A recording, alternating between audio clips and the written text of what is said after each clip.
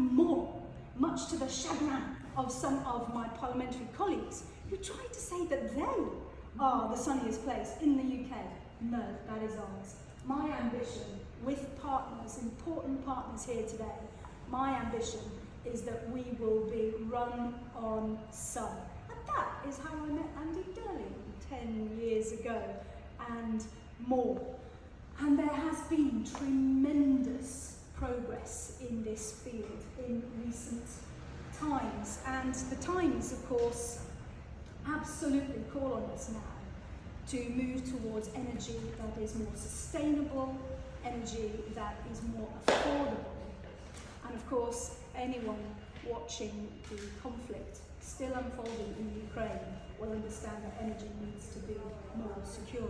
We cannot be held hostage to hostile actors. And solar has to be one of our most important natural attributes in Eastbourne and of course across the land. But currently it represents 4.4% of the energy that we produce, and that compares to 20-odd+% for wind and 30-odd for gas.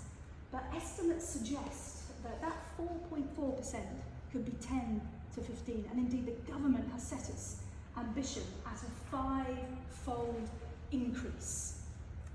That is going to take some installation. But I think it's really important that we start out understanding that we've got some success to build on here. In 2010, 7% of our energy was derived from renewables. 7. Today, we are fast approaching 50%.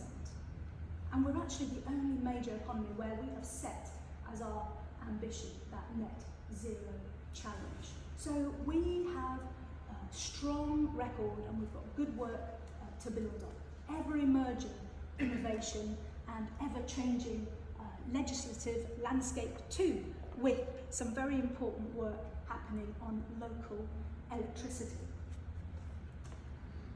So on that front, today represents an opportunity, a springboard moment, if you will, for Eastbourne. We don't have those contentious and contested solar farms and the sort of local challenge around agriculture and nature and biodiversity versus solar generation. We are a tiny constituency, although great in ambition. If you look at the political map, we are a dot compared to the swathes of land that surrounds us in Wealdon or in the Lewis constituency in Bexhill and Battle. But what we do have is rooftop, little Mary Poppins, if you imagine. The rooftops of Eastbourne are our richest potential and resource here. And we have just started. Although, I have to say, having seen some of Ohm's work on the rooftop of Jarvis, so that was a whole new world. There is nowhere I won't go, including Pooh Castle, 75 feet subterranean, to look at water quality issues. As I hung over the precipice, the recovery officer there to escort me should I collapse under the vapours said, yep, 1,000 toilets just flushed in Eastbourne. It was quite a revelation.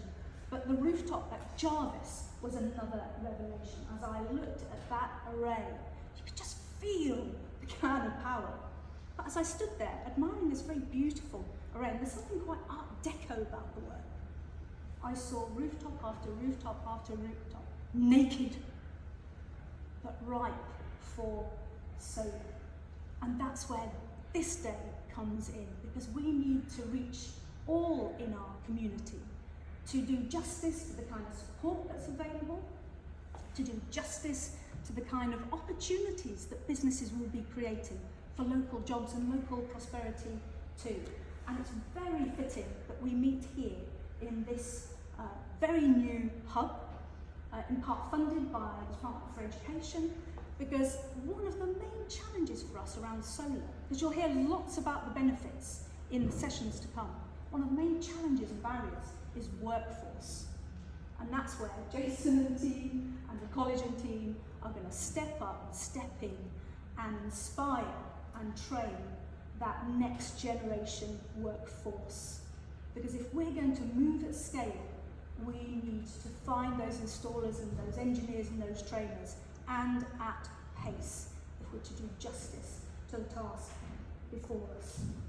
So I thank you for your work, and the college as well for all they're bringing to this, but you, the business community, because you are going to be the ones who can take the flame forward, and you'll hear from somebody who's trod this path before you, and I hope that you will be inspired and you will play your part too in Eastbourne Run on Sun.